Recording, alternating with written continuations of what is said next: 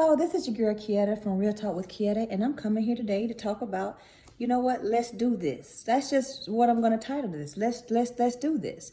And we need to do this because if we don't do this, who else is going to do it? Okay? So I want to talk to you about a few things. First of all, I want to talk to you all about being pandemic proof, okay? To me, that means being recession proof, being pandemic proof. And I saw an article. I'm going to put this up and I'm going to let you all read it. Just read it a little bit, but it talks about those businesses or those jobs that people deem essential. Some of these jobs are, believe it or not, maintenance workers, janitorial staff. Now, these are the same people that people used to look down upon. Look at folk like, you know what, you just a janitor, you just a cleaner. Well, you know what, the first business, well, actually the second business, the first business I had, I used to sell pies when I was in college, but the second business I had once I graduated college, I started a commercial cleaning service. And so I used to clean up buildings. So I was a paid janitor. And you know what, believe it or not, even though my degree was in economics, I taught school for about 2 years, math, because I had enough math classes in economics to teach school while I was able to really grow my cleaning service. And I grew my business to the point to where my first year in business, well, IRS might be on here, so I can't tell y'all too much, but I just put it like this right here. I made a lot of money, okay? It was a lot. So my thing is, people used to look down at me, not knowing that I was the business owner, because I never told them that, because I was a cleaner. Because I used to buff floors, strip carpet, clean up toilets. Yes, I did that. And the sad part was I made more money cleaning the toilets than I did writing on the chalkboards. Isn't that something?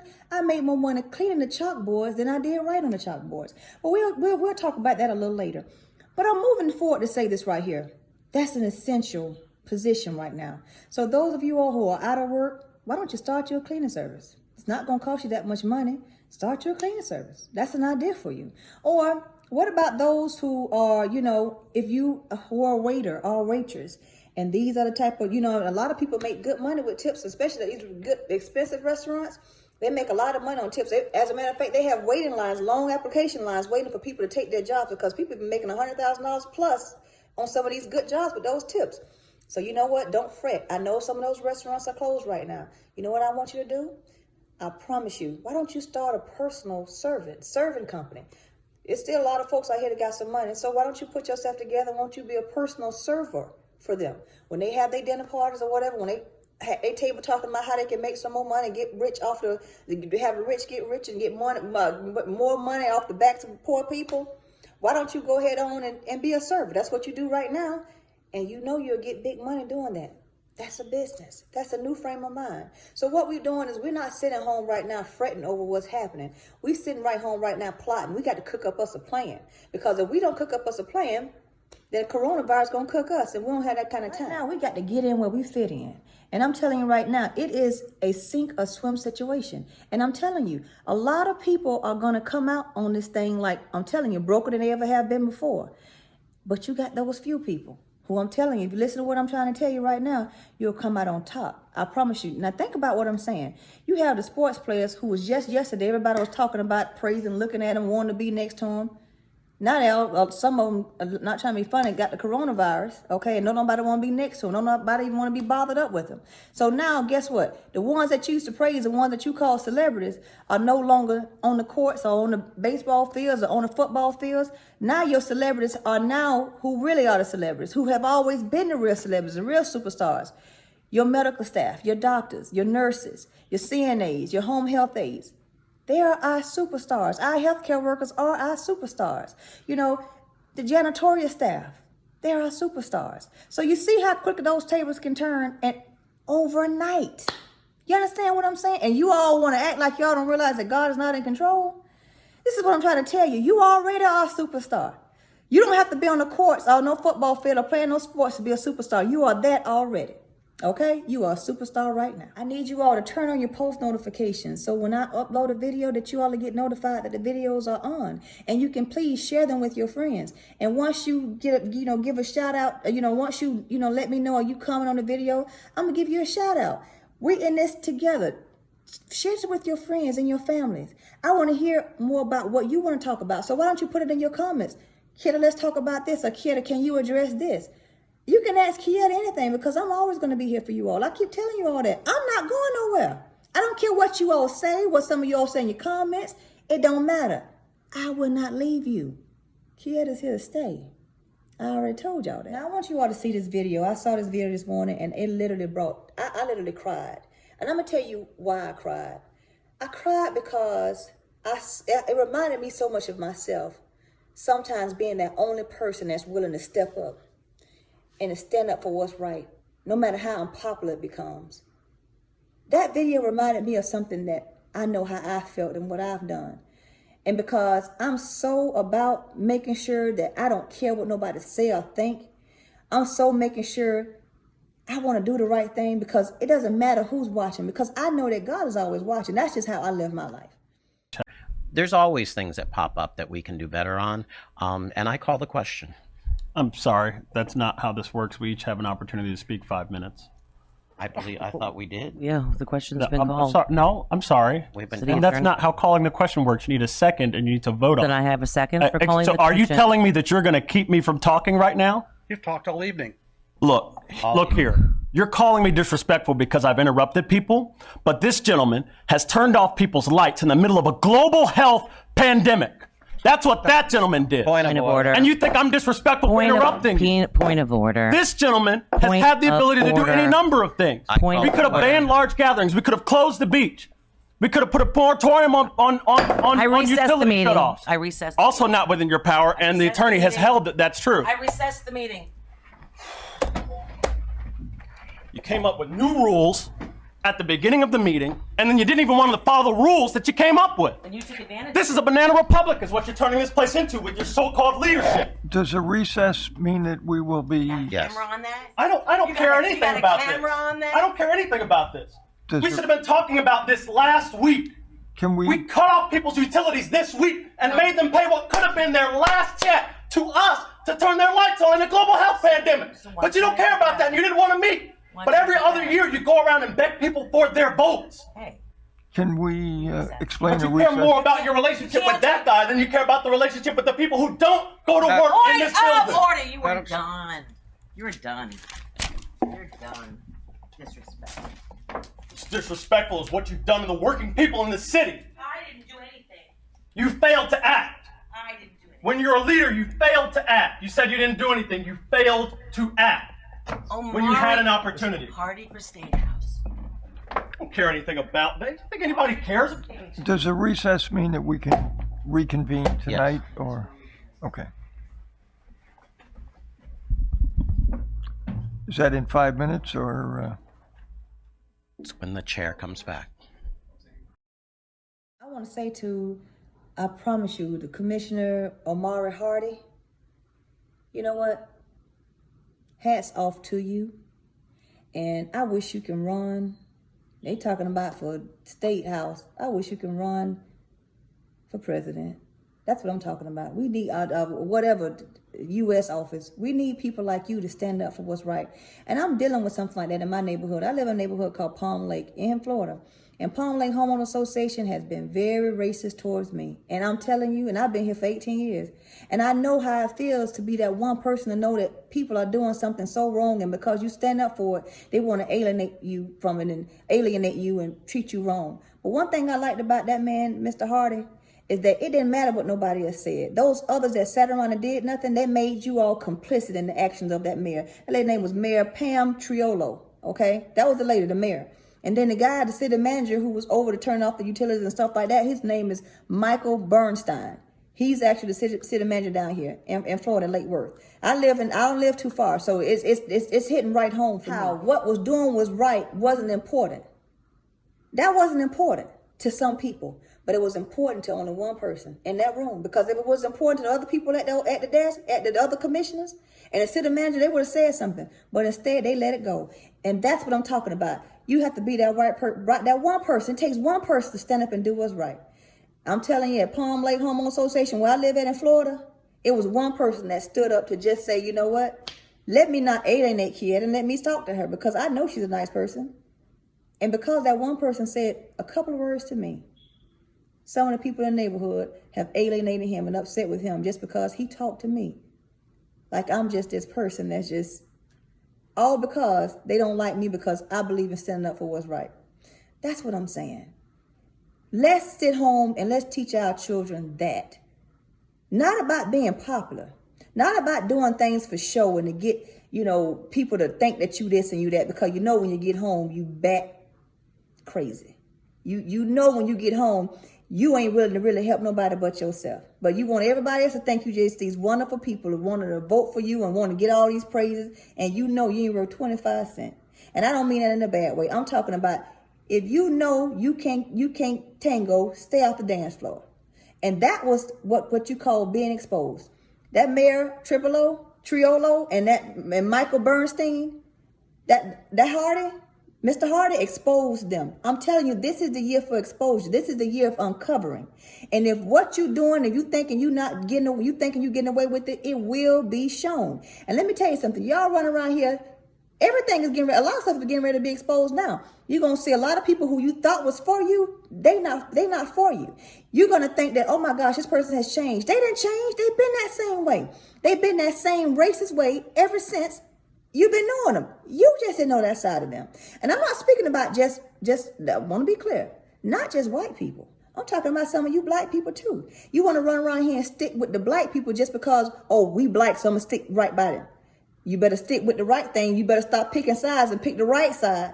If there's no left side and no right side, it's the right side. Pick the right side and stop worrying about what color somebody is, because we are all one race and we are the human race. So if we can start with you, then we're making a change.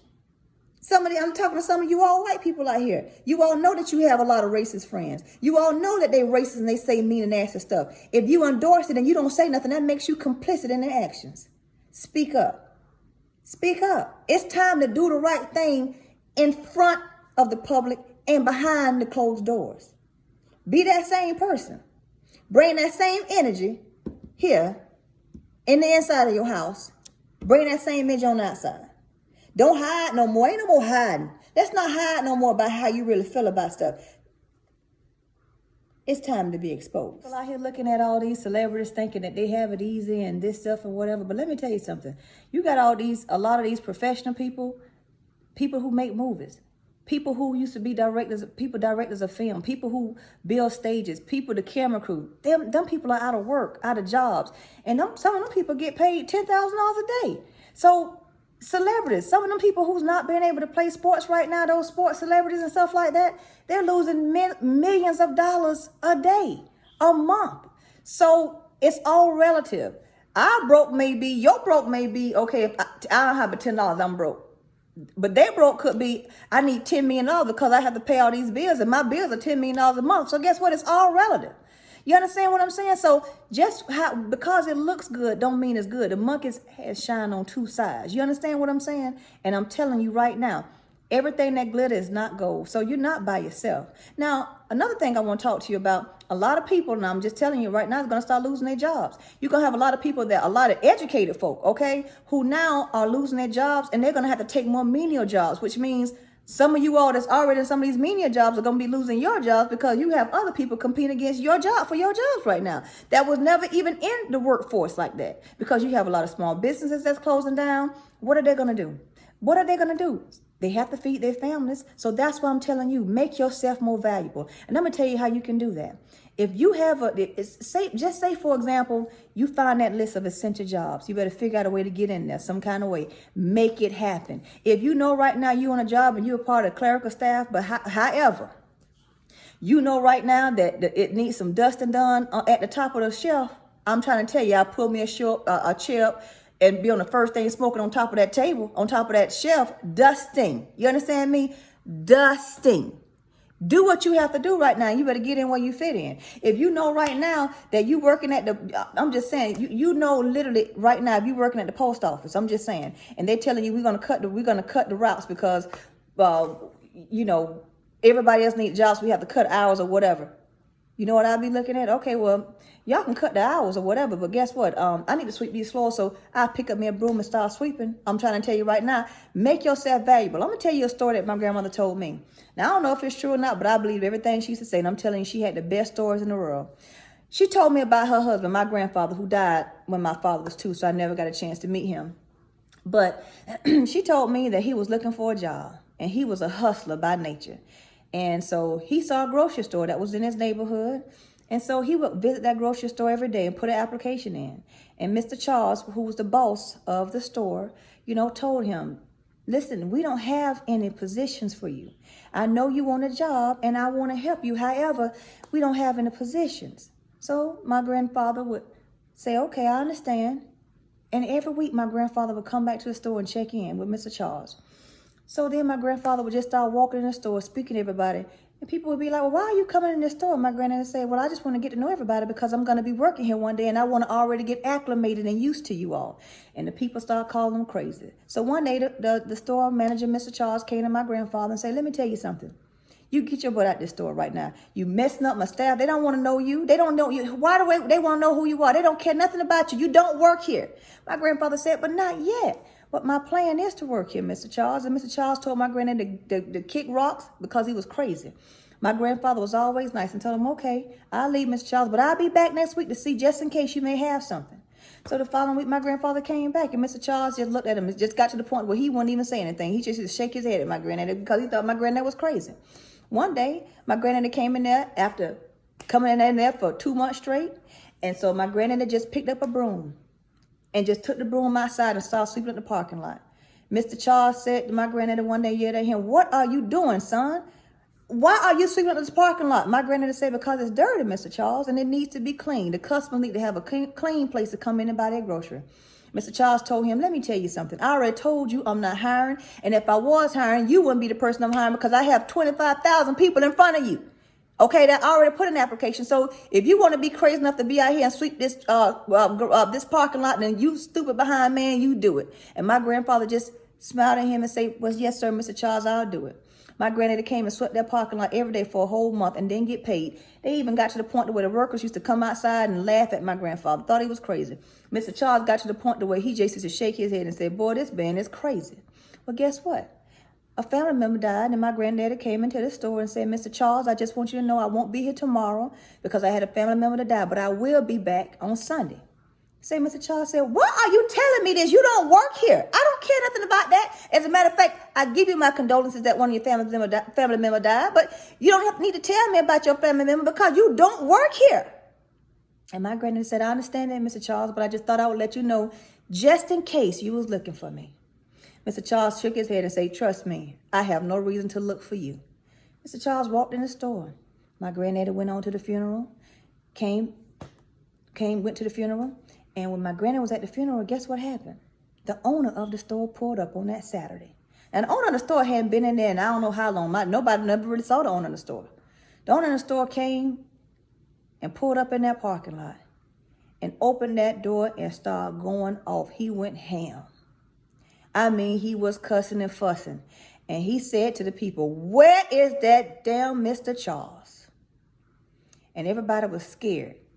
And Mr. Charles came around that corner, and the owner of that store said, I just pulled up in this parking lot. This parking lot so damn dirty, it don't make no damn sense. If you don't get nobody to clean that parking lot right now, I'm going to fire you, Mr. Charles. And you know what Mr. Charles told the owner? Sir, I promise you, the gentleman that cleaned the parking lot had a funeral today, but he'll be back tomorrow. You understand? My granddad made himself valuable. You see what I'm saying? Inserted himself in a situation that Mr. Charles, the own manager of the store, didn't even realize what he needed. A lot of times people don't know what they need. That's why you got to be there and give people what they need because a lot of people don't know. That story may not be true. My grandmother probably did exaggerate a little bit, but guess what? The moral of the story still worked because I still remember that story today. So I'm glad you all like the story, but let me tell you something. Do you really think that you see how these, or if you look at the papers, they have all this stuff about, everybody's getting the minimum wage is going up. Yeah, the minimum wage going up. But that don't mean that you're going to keep a job. Don't you realize if the minimum wage goes up, that somebody can't work? You really think these CEOs getting ready to share their $26 trillion with you? You can't believe that, right? You really think that they getting ready to share their money with you? No, somebody getting ready to lose a job. So if I was you, I wouldn't sit around and wait on somebody to feed me. I'm telling you right now how they say. You could throw me into the jungle butt naked. I'm going to come out with a bear coat, deer meat belly in my belly. I'm going to come in with me some with mink shoes. Trust me. You got to learn how to hustle. And it's not a way of hustling. I'm telling you right now, it's going to become a way of life. Matriculate yourself into what's going to work for you, okay? Get away from negative people. You're going to always have somebody that's going to tell you naysayers and doubt what you can do. It doesn't matter what they say. Stay away from them, because I'm going to tell you something right now. People are only going to understand you from their level of perspective. And I'm telling you, if you're a petty person and you're dealing with a petty person, their level of perspective is always going to be petty. So why will you? Don't even indulge in that. I'm telling you, now's the time to cut them people off. People are users, and you don't need no users right now, because you got too much stuff going on to help your own family and the ones who genuinely love you, not the ones who are unkind, who just want to use you. I'm telling you right now, them users going to get to the point to where, listen to me, you need to put a sign on your door and let people know our bathroom use is for residents only. They're going to come to your house because they don't even have no toilet paper. I'm telling you right now, that's the extent these users getting ready to go to, because we're in some hard times, some trying times. I would tell people right now before they come out the door, hold on. First of all, you don't come over here if you was invited. Second of all, if I invite you, you better use the bathroom before you get here. My toilet paper, because it's so limited, it's mine. Yeah, those users are going to find a way, and they're creative. You get just as creative, and your creativeness needs to be point blank bluntness. Piss before you get here. Trust. I don't care if people start saying you being mean or whatever. How somebody feel about you is none of your business. You understand me? They're feeling the way they feel because of their own experiences and their own lifestyle. Because when they petty and you say something, sometimes you don't even understand where this stuff is coming from. I mean, I can literally say, oh, I remember me telling this one girl, I remember this like it was yesterday. She had a daughter that was very smart, and her daughter used to like to read. So I told her, oh, your daughter going to be like the Kietta and the Bee. And you know what she said to me? Why? Because the girl Kietta and the Bee, Kiki Palmer, had a gap. I didn't even remember the girl Kiki had a gap way back then, but that's what I'm telling you, the level of understanding, the pettiness that people have, because they mind be so negative. Everything you say, they're going to make it into a negative anyway, and that's not even where you're coming from. So guess what? Stop coming from it. Don't come from a place of love, and you know right there, there's no love going to that place, because that person is who they are. I don't care if it's a family member. Accept who it is and who they are and what they are, and keep it moving. I'm just trying to tell you, I don't know if y'all seen it or not, but you see they're releasing people out of jail right now because somebody tested positive for the coronavirus in the jailhouse. So they're letting these people out. So where do you think the people from the jailhouse going? What? They laying off a lot of people. People right now looking for work. It's going to be an unprecedented amount of people that's actually looking for work. So where do you think the jailhouse people are going to be coming? Where they going to work at? So do you not think it's going to be more crime? Do you really not believe that? Do you think people are going to sit back and just allow themselves to be homeless, broke, busted, and disgusted? Or do you think people are going to feel like they're going to do what they have to do and do what they want to do in order to survive? We're in a time right now, what I'm telling you right now, it's going to really be survival of the fittest. So I want to make sure that you're fit. And that's all that I'm saying. And let me be clear. Some people are in jail, and they shouldn't be in jail because they was falsely, arrested, or people made false claims about them. So, you and I both know anybody can be put in jail for a number of reasons and you don't do anything. My point I'm making is, where are they coming to? Because they're not coming home to no jobs, because we already know there's no jobs out here. And then, my thing is also, start using your head and make wiser decisions, even in your house home. It has to start within the house. And when I say that, I mean, just this morning, I was making some bacon and eggs and grits for me and my baby. And guess what? We only got 3 pieces of bacon a piece. When I used to cook at least 5 slices of bacon a piece, it had to be cut down. If you know that you have to have something on your kitchen table that need to be wiped up, maybe you don't want to use all them paper towels. Maybe you want to think about getting you a rag that you can keep washing, okay? These are things I'm telling you that we're going to have to stop taking, for granted, because now we're living on the basics, and we need to know, let's just continue that way. A lot of people is living a life of excess, and I am one of those ones, I'm telling you right now, that you can count in there. This is the first spring break in summer. Well, this is spring break, but this is the first spring break I've never taken my child on vacation. We're used to that. We're used to doing those things. So a lot of stuff is new, but I promise you, be all right. Because I know that God is God all by himself. And I don't have to go nowhere to go on vacation. I can lay in my bed and look at Netflix, okay? And that's what I'm going to do. And if they take away Netflix, but you know what I'm going to do? I'll make my own movies. I'm just trying to tell you, I know how to keep myself going and keep myself busy. But I want you all to listen to me very carefully. I realize that this is trying times, and some of you all are listening, but I know depression is real. Depression can be a chemical imbalance, and do not be afraid to talk to somebody, because I'm telling you, that's needed. And that's another industry that I'm telling you going to blow up. We're going to be doing a lot of teleconferencing, but you're going to have a lot of people that's going to be able to talk to you and motivate you and lift you up, because it's a lot going on right now. It's a lot to process. And I know it's a scary time. But if you trust God, You know that whatever happens, faith is not having faith in things are going to turn out all right. Faith is no matter how it turns out, you know you're going to be all right. I'm not just saying this. This is honest to God how I live my life on a daily basis. And that's what I'm saying to you. If you feel like you need to talk to somebody, it's okay. There's nothing wrong with that, and you should do that because we all go through trying times, and this may be a little trying than other times. Talk to somebody. It's all right. And don't feel bad about that because there's nothing wrong with talking to somebody. You need to. It's good to have another perspective and to get that person to help walk you through these tumultuous times. I understand. Trust me. You have to come out of this thing with the lesson learned and continue on with that lesson. Because I'm going to tell you something. If you don't do that, then what was the whole point? You're going to spend your time sitting home being depressed and all sad. When I'm telling you, when you are the main ones who claim that you love the Lord so much, you can't love him in the good times only. You have to learn to trust him in the bad times. And that's when your faith is truly tested. And I'm not talking to you now. You all know I don't have no cash up set up to get no tithing funds. So I'm just talking to you, okay? I'm just simply saying, seriously, these are the times where I'm telling you God truly knows how you feel about him. Whoever you praying to, the Most High. Because it's only one. You understand? So I don't know what name you want to call it. It don't matter.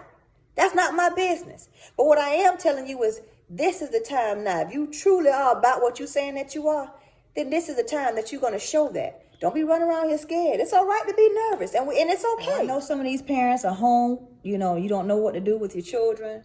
We have the grade schoolers, we have the middle schoolers, we have the high schoolers. I know there's still some daycares that are open.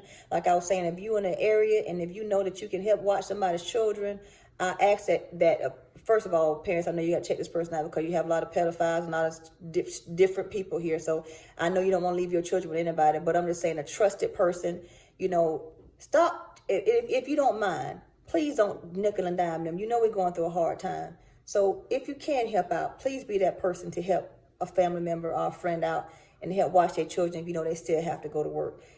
Please, if you can do that. Another thing for these parents, like I said, the grade school, the middle school, and high schoolers, I know that you're forced into being a teacher now to homeschool. Now, I'm going to have a form here later, and now you can check back and you can, leave your comments.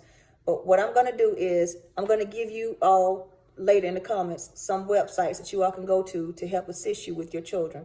Now, the middle schoolers and the high schools, I know your math and stuff in English becomes a little more difficult. So if you want to put math problems in the comment section, I have a tutoring center, and I have some of my teachers respond back to, give me the answers and respond back, and I'll answer those questions to you for whatever your children have as far as like a math question or an English question. And I'll respond back in the comments and give them the answer. And then, like I said, if you want to go into detail, then I can just, we can break it down in detail and we can have a face conference conversation, however you want to do it. Or I'd rather just do it online, but just show you all how was the answer derived. So I want to be here to help the parents as much as I can because I understand, so if you need help, if your kid has an issue, a question about a problem, Put the problem in the comment section, and I will have those problems answered, and I will have a breakdown on how that answer was derived. Make sure parents, you incorporate, common sense in the learning with your children. A lot of times, everything that we ask people to do, we always Googling it, okay? But guess what? I'm not saying Google may not be right, but we can't Google everything, okay? And my thing is washing your hands. Being polite. Let's get back to the yes, sir, no, ma'am, yes, ma'am, yes, sir. Let's get back to that. Let's get back to thank you, everything you do. Because you all are working too hard out here for you to give somebody, if you make a sandwich, thank you. Let's get back to teaching our children that, to be respectful and responsible. How about that? I think that's important. I think while your child is home, instill that character into your children. All those things that growing up as a child that you should have been doing. Because you can break that, you can break that chain. You can break that yoke. Just because you was raised a certain way does not mean you need to raise your child that way.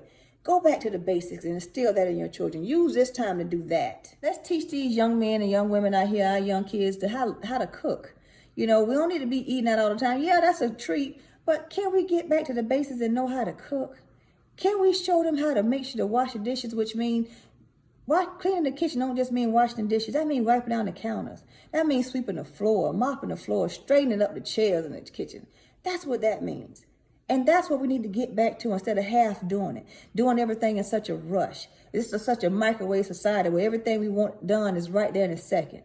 You know, these beautiful stylists, these hairstylists. Some of you all on here, some of you all can't work right now. I'm telling you right now, they'll have to cash me over the phone. I'll set up a video camera and show them how to wash their hair. I'm telling you right now, you don't have to pay me $25 for that. I can't show you in here do it myself, but I can virtually show you how to do it. I'm trying to tell you right now, we got to get creative. It's that time. Lastly, but not least, you know, let's change the narrative. Let's stop sharing all this negative stuff and let's start sharing positivity. We are already sad enough as it is right now. You know, people are getting laid off. Folks don't have nothing going on. People don't know what to do. They've been closed up in the house. Now, how you think being in the house all day, people really going to be affected by that? Looking at walls. You have to know it's going to negatively affect somebody and they're going to have some kind of negative impactions. You know that. I know that. So instead of on the phone with your friends, why don't you start video conferencing your friends? Let them see your face. Why don't you start cooking and making things more realistic? You can't see them face to face and touch them. Let's try to do as much virtual touching as we can and talking to each other. Let's try to keep things as normalized as possible because we're going to get back to a place, but don't think for 1 second we're going to get back to where we were. All this was done for a reason. Just like after September 11th, nothing was the same. Everything was different when it comes to identification, everything else. So you have to know things are going to be different moving forward. But that's okay. And it's okay because we're going to acclimate to change. And change is good. We just have to make sure that we appreciate the change, we effectuate those changes, and we be a part of the change, and we move along with the change. We're not going to go against the grind because we don't have time for that. We got too much stuff and too much money we got to make. Now, y'all know I got to go because it's time for me to cook up me another plan because I already done thought about something that I know I need to be doing because I need to move to the next level too. And I'm telling you right now, if anybody know me, should know me by now. I don't care what kind of economy we in or what we dealing with. Kietta will find a way to make some money. You understand me? I'm going to get somebody going to run me my money. I promise you that. And that's what the attitude I want you all to have. It's all about attitude. I promise you. Don't matter how smart you are. I remember my daughter was upset one time because she couldn't go to enrichment. Her friends all in gifted. And you know what I told her? I bought her some business cards and I told her, I understand your friends may be in gifted and you are smart too. Now they may be smarter than you and they get stuff faster in the grade books, but guess what? They're going to be working for you. You need people that's smarter than you to work for you. Your thing is you know how to manage people well. And that's what you do well. Because just because you're smart don't make you a good manager. And just because you're a good manager don't make you a good business owner. Let your kids and show your kids how to boss up now. Let that be a part of your curriculum. Okay, Kietta loves you. Go in.